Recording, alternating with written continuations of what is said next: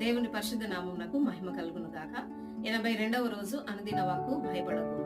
యెషయా గ్రంథము 35వ అధ్యాయము 4వ వచనంలో తత్తరిల్లు హృదయములతో ఇట్లనుడి, భయపడక ధైర్యముగా ఉండుడి అని దేవుని వాక్యం సెలవిస్తుంది. అవును ప్రేమన దేవుని వారలారా, పరిస్థితులను చూసి భయపడుతున్న సమయంలో దేవుని వాక్యము మనకెంతో ఆధారమై మన పరిస్థితులను అధిగమించే శక్తిని మనకిస్తుంది. కనుక యోబును జ్ఞాపకం చేసుకున్నట్లయితే, యోబు సమస్తమును కోల్పోయినప్పటికీ ఒక్క దినమందే కుమారులు కుమార్తెలు చనిపోయారు. తనకున్న ఆస్తి అంతటిని, సంపదను కోల్పోయాడు. అయినప్పటికీ దేవుని మీద ఉన్న విశ్వాసమును విడిచిపెట్టక తన జీవితంలో ఎలాంటి పరిస్థితులు ఎదురైనను వాటిని తట్టుకొని ధైర్యంగా నిలబడి జయము పొందుకున్నాడు యోబు భక్తుడు. అదే విధముగా మన జీవితంలో కూడా ఎటువంటి పరిస్థితులు ఎదురైనను మన హృదయములను తత్తరిల్లనీయక భయపడగా ధైర్యముగా దేవునిలో ముందుకు కొనసాగు.